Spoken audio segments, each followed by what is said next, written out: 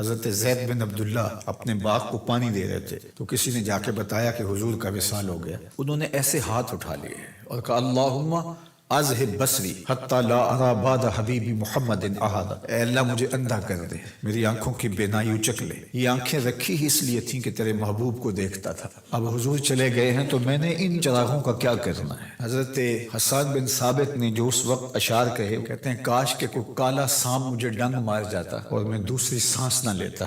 اور حضرت سیدہ فاطمہ کے جو قلب اطہر کی کیفیت تھی، سبت علیہ مصائب لو انہا سبت علی الایام سرنا لیالیا، میرے اوپر جو مصیبتیں ٹوٹ پڑی ہیں وہ اگر دنوں پہ ٹوٹ پڑتی تو وہ کالی راتیں بن جاتی. حضرت عمر رضی اللہ تعالی عنہ تلوار نکال کے کھڑے ہو گئے اور کہا کہ جس نے کہا نا حضور کا انتقال ہو گیا میں اس کی گردن اڑا دوں گا. تھوڑی دیر بعد حضور پرانی حالت کی طرف پلٹ آئیں گے. اب یہ کیفیت کتنی حساس تھی. ادھر منافقین نے چال چلنا شروع کر دی.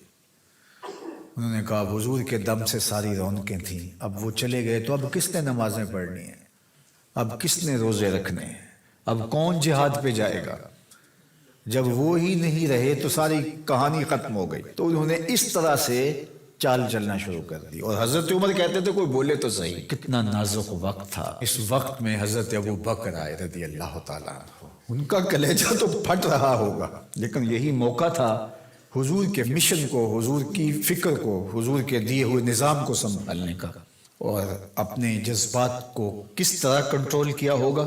اپنے آپ کو پوری طرح سنبھال کر کے لوگوں میں آئے اور دیکھا کہ لوگ جمع ہیں اور حضرت عمر رضی اللہ تعالیٰ عنہ غصے میں تلوار لہرا رہے ہیں. خبردار اگر کسی نے کہا کہ حضور کا انتقال ہو گیا تو آپ ایک اونچی جگہ پہ کھڑے ہوئے، لوگوں کو متوجہ کیا. حضرت صدیق اکبر رضی اللہ تعالیٰ عنہ کا اس وقت کا جو خطبہ ہے، اس نے اس وقت اسلام کو سنبھالا جب منافق بڑی باریک چال چل رہے تھے. اب حضرت ابو بکر آئے اور کھڑے ہوئے، کہا لوگو مجھے بتاؤ تم اللہ کی عبادت کرتے تھے یا رسول اللہ کی عبادت کرتے تھے؟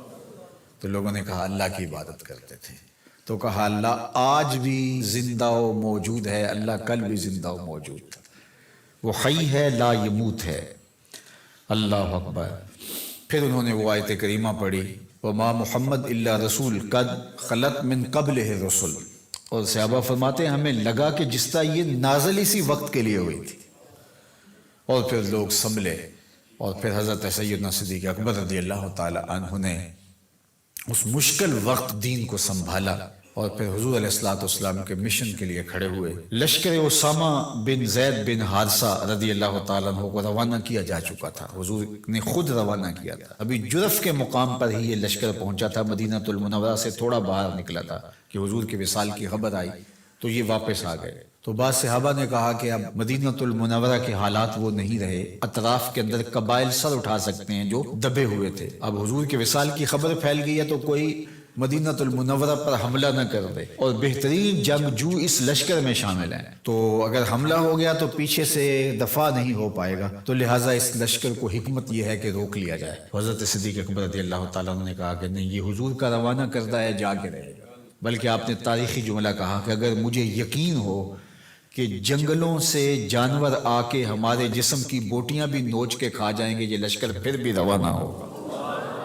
لوگوں نے حضرت عمر سے کہا کہ ضرور لشکر کو روانہ کریں، لیکن حضرت ابو بکر رضی اللہ تعالی عنہ سے اتنا کہیں کہ امیر لشکر کو معزول کر کے کوئی اور قریشی سردار بزرگ اس کا امیر بنا دیا جائے. 9 عمر لڑکا ہے، دوسرا غلام زادہ ہے، تو بڑے بڑے قریشی سردار اور جنگجو ان کی قیادت کو قبول کرنے سے انکار نہ کر دے. تو وہ گئے اور جا کے کہا کہ بڑے بزرگوں کی یہ رائے ہے کہ آپ ضرور لشکر کو روانہ کر دیجئے، لیکن اتنا کیجئے کہ امیر لشکر کو تبدیل کر دیجئے.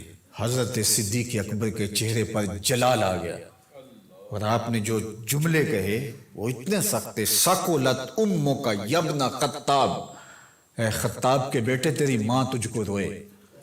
استعملہ رسول اللہ وقد تامرنی ان اعزلہ، ان کو امیر لشکر اللہ کے رسول نے مقرر کیا ہے اور میں کون ہوتا ان کو معزول کر دوں. کہا لشکر جائے گا، اسامہ بن زید کی قیادت میں جائے گا، جس نے جانا ہے جائے، جس نے نہیں جانا میں کوئی پرواہ نہیں، چونکہ ان کو امیر لشکر اللہ کے رسول نے مقرر کیا.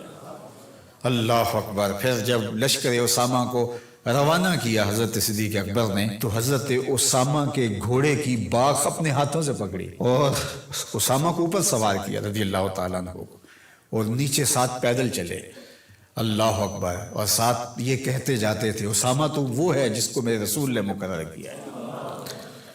اور پھر یہ لشکر کامیاب اور بامراد ہو کے لوٹا تو یہ سیدنا صدیق اکبر رضی اللہ تعالیٰ عنہ کا حضور علیہ السلام کے فیصلوں کو منوان قبول کرنے کا جذبہ تھا، جس انداز سے انہوں نے حضور علیہ السلام کی فکر پہ پہرا دیا، حضور کی تعلیمات کو اجاگر کیا اور حضور کے فرمان کو حرف آخر سمجھا، اور اس کے بعد انہوں نے اپنی رائے کو وہاں فنا کر دیا۔ صلح حدیبیہ کا موقع آیا تو 1400 اصحاب تھے، قریش نے کہا ہم عمرہ نہیں کرنے دیں گے، تو وہاں سے ایک معاہدے کے ذریعے واپس آنا ہوا، تو حضرت عمر نے کہا ابو بکر ہم دب کے صلح کیوں کریں، صلح کی شرائط تو برابر کی ہونی چاہیے۔ تو حضرت ابو بکر صدیق کا صرف ایک لفظ دیکھیے، انہوں نے کہا عمر کیا یہ صلح نامہ حضور نے قبول کیا ہے؟ کہا کیا ہے، کہا ہوا رسول اللہ، کہا وہ اللہ کے رسول ہے۔ اللہ اکبر، کثرت صوم و صلات کی وجہ سے افضل نہیں ہے، بلکہ حضور کے لیے اطاعت و انقیاد، فرما برداری، اور حضور علیہ السلام کے لیے بس اپنے آپ کو قربان کر دینے کا وہ جذبہ، وہ آپ یہاں دیکھتے ہیں تو بدرجہ کمال آپ کو نظر آتا ہے۔ فرمایا کہ میں اللہ کے علاوہ اگر کسی کو خلیل بناتا تو وہ ابو بکر کو بناتا، لیکن میرا خلیل اللہ ہے۔ اللہ اکبر، امن الناس بر مولائے ما، کلیم اول سینائے ما، ہستیو کشت ملت راچو ابر، ثانی اسنینو غارو بدرو قبر۔ دیکھیے کہاں کہاں حضور کی قربت، یہ شک ہوئی تے چل مدینے، یہ شک ہوئی تے آ تک لے جوڑ مزاراں دا بن یار نبی دیا یار۔